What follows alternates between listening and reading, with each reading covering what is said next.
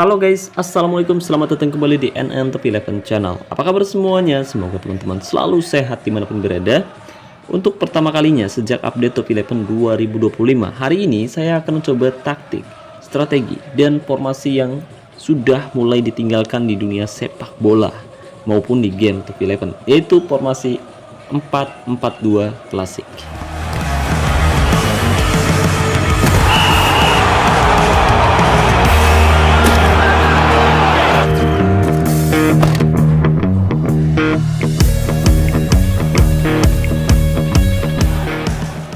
Oke guys, jadi hari ini saya akan menggunakan formasi yang mulai ditinggalkan, yaitu formasi 4-4-2 klasik. Ya, saat ini saya perhatikan sudah jarang sekali tim maupun player menggunakan formasi 4-4-2 guys. Formasi 4-4-2 klasik memang dulu sangat populer, tapi sekarang semakin jarang digunakan. Dan ada beberapa alasan kenapa formasi 4-4-2 mulai ditinggalkan guys. Nah, yang pertama yaitu karena perkembangan taktik. Ya, sepak bola modern semakin cepat dan kompleks. Formasi yang lebih fleksibel seperti 4-3-3 atau 3-4-3 dinilai lebih efektif dalam menguasai bola dan juga menyerang. Kalau di game Top 11 sekarang kebanyakan player menerapkan skema formasi dengan menempatkan 3 back seperti formasi sejuta umat, yaitu formasi 3-1-4-1-1 maupun formasi 3-1-5-1. Jadi saya pengen nyoba hal lain, hal yang berbeda dengan menerapkan skema formasi 4-4-2 yang sudah jarang sekali digunakan guys. Kira-kira masih bagus atau enggak? Nah, yang ketiga,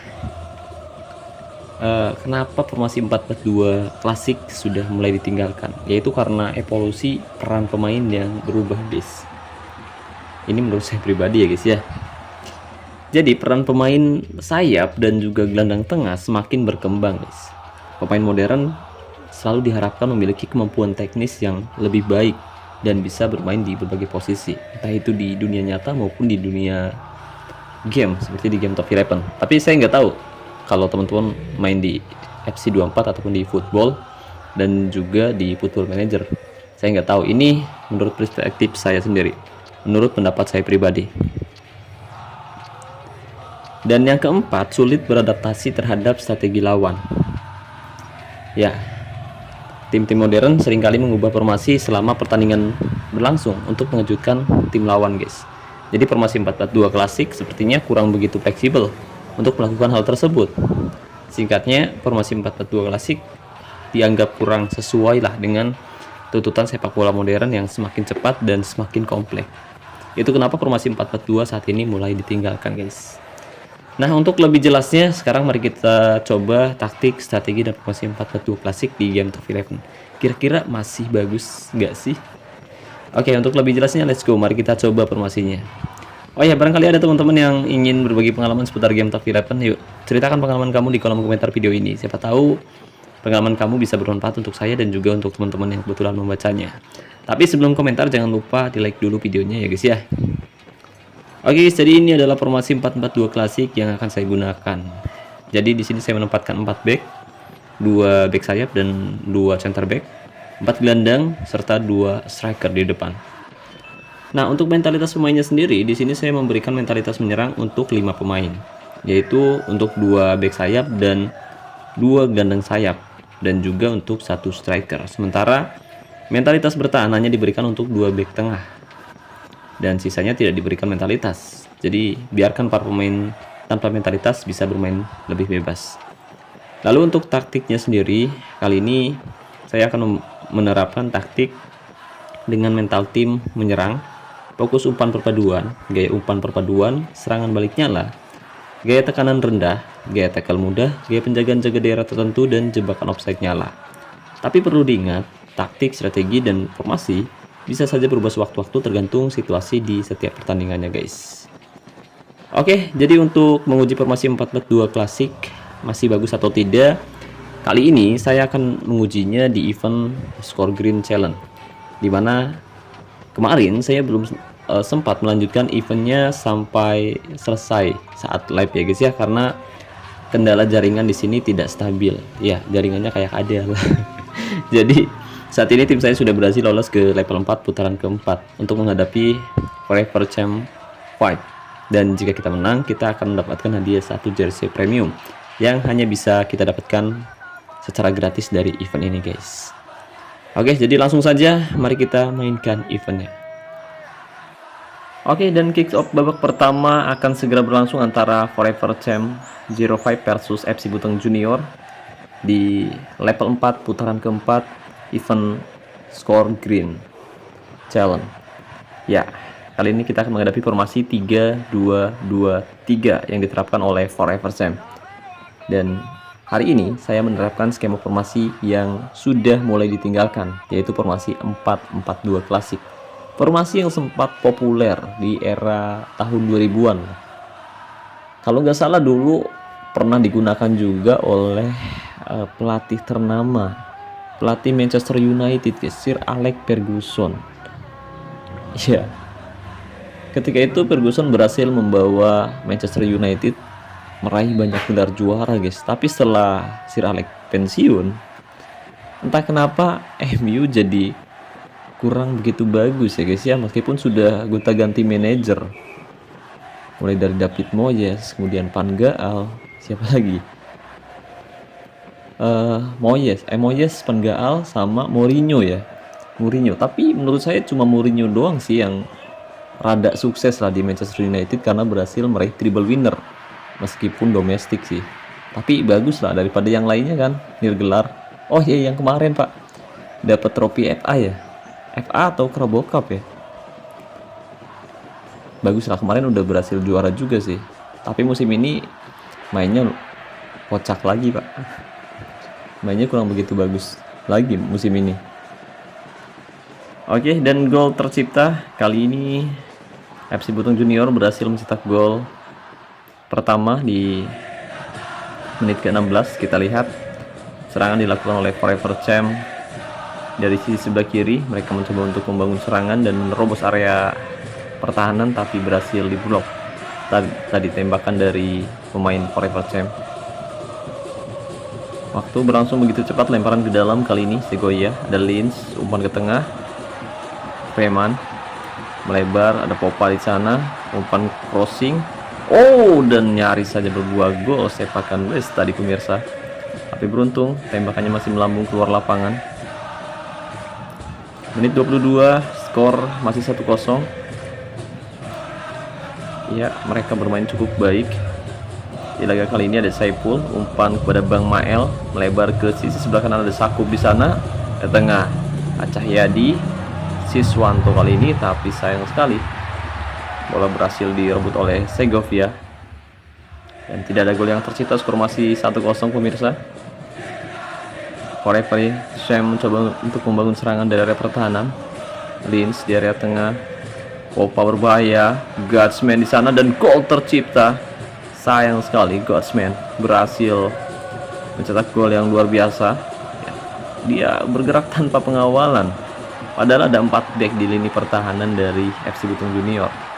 Tapi memang kendala dari formasi 4-4-2 itu ada di area pertahanan justru. Meskipun kita menempatkan 4 back, tapi karena 2 back sayap yang kita tempatkan itu cenderung naik ikut ke depan, jadi akan ada celah yang kosong ketika kedua pemain atau kedua back tersebut terlambat turun. Jadi hanya menyisakan 2 back tengah saja, guys, dan itu yang membuat lini pertahanan dengan skema formasi 4-4-2 itu menjadi lebih riskan sebenarnya, karena wingback akan cenderung ikut membantu menyerang. Dan seperti yang kita lihat tadi di gol pertama yang dicetak oleh Forever Champ 05, mereka dengan sangat leluasa menerobos area pertahanan dari FC Butong Junior.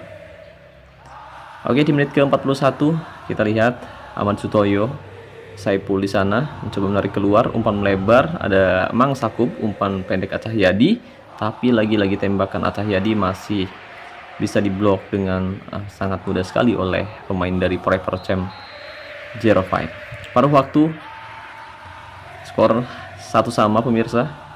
Untuk sementara kita belum bisa mencetak gol kembali di babak pertama dengan skema formasi 3-2-2-3. Harusnya di sini kita bisa memanfaatkan lebar lapangan untuk menerobos lini pertahanan Forever Champ 05 ini, guys. Tapi sayang sekali meskipun di sini kita menempatkan lebih banyak pemain sayap, tapi pemain-pemain saya kurang begitu baik permainannya, guys.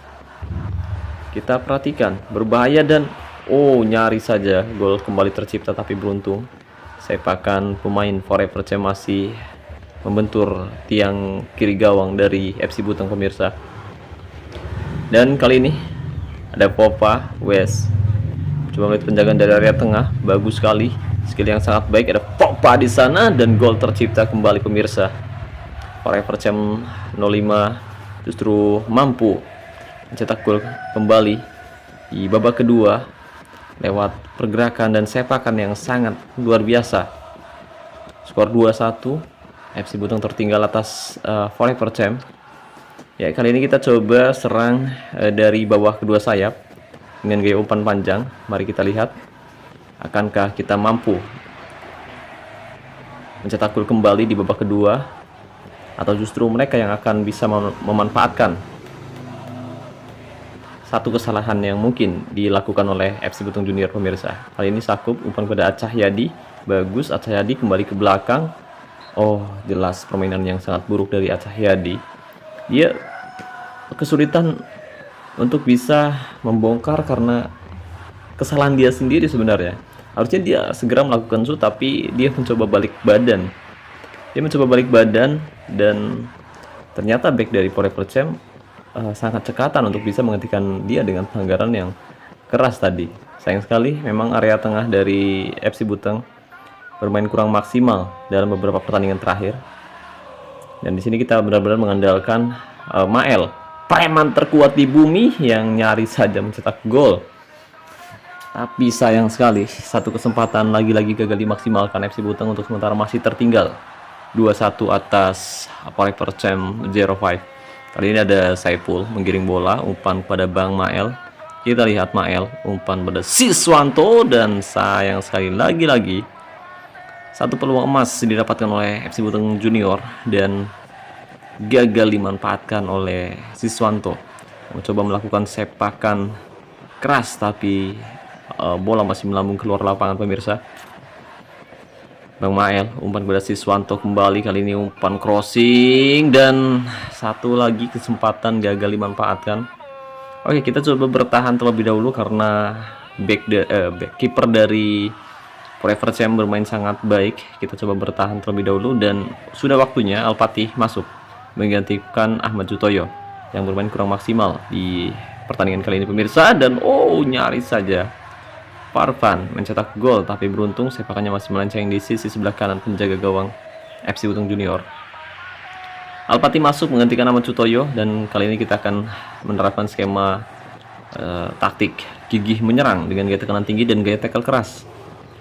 Karena kita butuh gol cepat di babak kedua, tepatnya di menit ke-83. Kita lihat Alpati bergerak sangat baik, dan Mael, gol Mael, preman terkuat di bumi, nomor punggung 9, akhirnya mampu mencetak gol setelah mendapatkan satu assist dari Alpati, pemirsa. Ya, dari tadi Mael memang kurang mendapatkan support yang baik dari rekan setimnya. Tapi ketika Alpati, sang penyerang veteran, dimasukkan, Alpati mampu memberikan kejutan pada lini pertahanan dari Forever Champ 05, pemirsa. Skor 2-2 kali ini di babak kedua.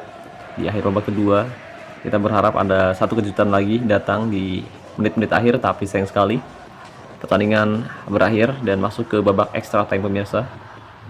Ya, kita akhirnya kembali mendapatkan satu drama yang cukup menyebalkan, karena waktu live kemarin tim saya gagal di dua drama babak adu penalti, guys.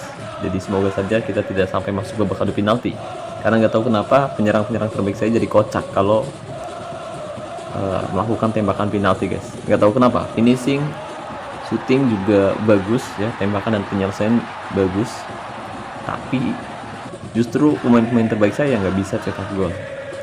Oke, satu pelanggaran keras dilakukan oleh pemain Forever Champ. Tommy mendapatkan kartu kuning karena pelanggaran kerasnya terhadap pemain FC Buteng Junior. Kali ini Bang Mael lancang-lancang tembak saja, dan gol Mael, preman terkuat di bumi, kembali mencetak gol dari situasi bola mati. Ya, kita perhatikan Tembakan yang sangat keras bahkan menembus tembok pertahanan dari Forever Champ pemirsa. Tembakannya memang tidak terlalu atas tadi, menembus pagar betis yang ditempatkan oleh Forever Champ. Serangan balik dilakukan oleh West di sana. Pova, umpan terobosan berbahaya, Spazier sendirian dan gol langsung dibalas. Skor 3-3. Forever Champ mampu mencetak gol dari situasi serangan balik pemirsa. Tembakan yang sangat keras bahkan penyerang dari Forever Champ. Dia berdiri tanpa pengawalan yang membuat dia bisa bergerak dengan sangat leluasa dan melakukan tembakan dengan sangat bagus pemirsa. Al-Fatih kali ini, tapi sayang sekali tembakan Al-Fatih. Oh, lebih dulu terjebak offside ternyata. Skor 3-3. Untuk sementara kedua kesebelasan masih berimbang pemirsa. Kita lihat sangat rapuh sekali lini pertahanan FC Buteng Junior, meskipun di sini saya menempatkan kiper seharga 80 token. Tapi ternyata lini serang dari Forever Champ memang sangat baik. FC Buteng berusaha keras untuk bisa mencetak gol kembali di babak extra time paruh waktu. Kita lihat 2 kartu kuning sudah didapatkan oleh pemain lawan.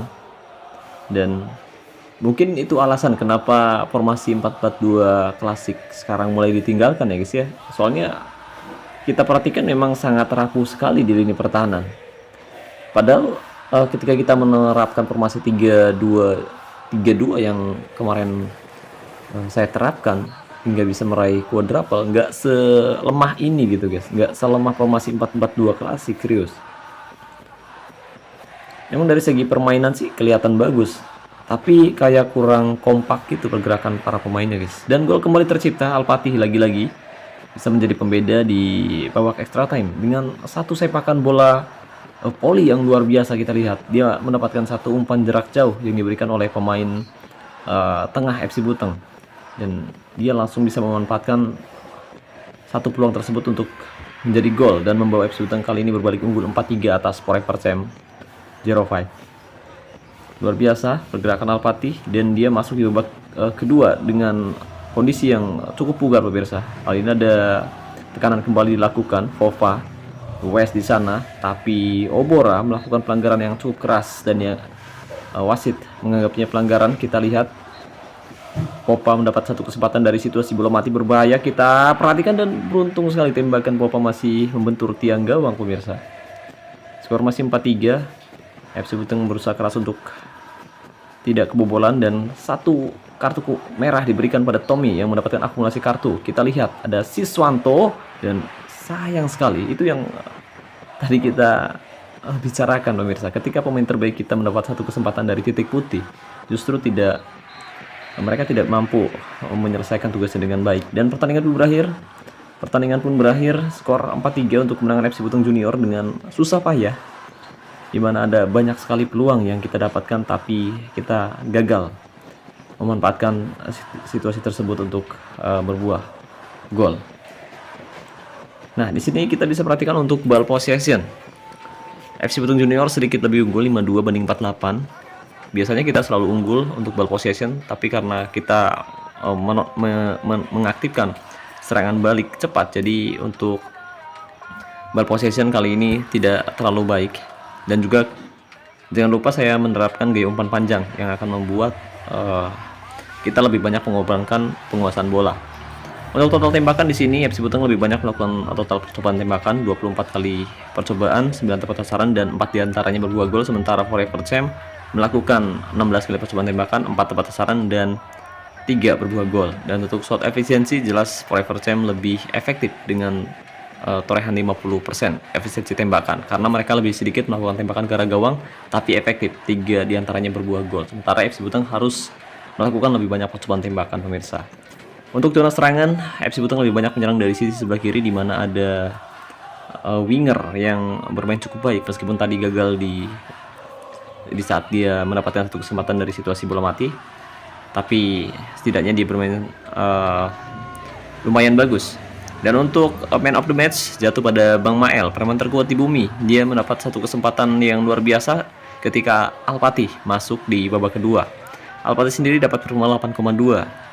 Ya, dia sebenarnya akan lebih bagus ditempatin sebagai super sub mungkin. Jadi cadangan, guys. Ketika dia dibutuhkan, dia akan memberikan yang terbaik untuk tim kita. Oke.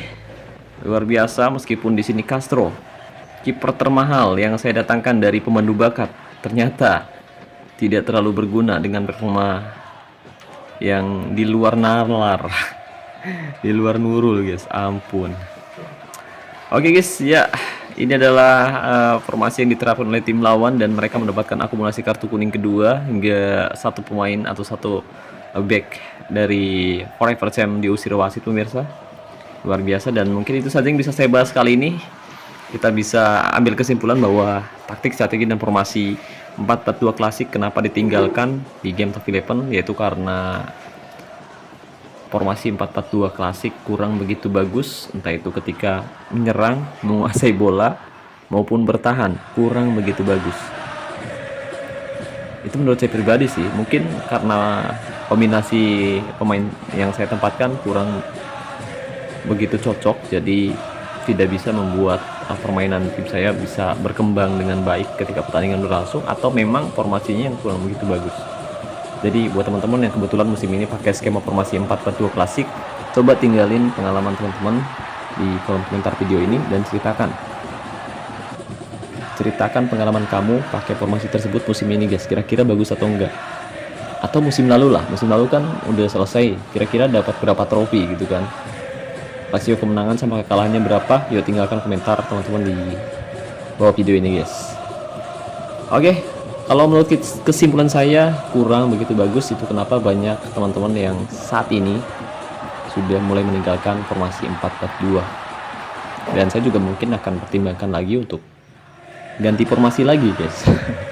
Kita pertimbangkan pakai formasi 3-2-3 yang 3-2-3-2 yang sebelumnya sempat membawa tim saya meraih quadruple secara beruntun. 2 musim beruntun meraih quadruple dengan formasi 3-2-3-2. Oke, guys, jadi mungkin itu saja yang bisa saya bahas kali ini. Terima kasih banyak buat teman-teman yang telah menonton video ini sampai selesai. Semoga pembahasannya bermanfaat. Terima kasih juga buat membership Top 11, dan saya ucapkan terima kasih banyak buat teman-teman yang selalu mendukung dan mendoakan saya sejauh ini. Wassalamualaikum warahmatullahi wabarakatuh. Salam olahraga, salam Top 11 Indonesia.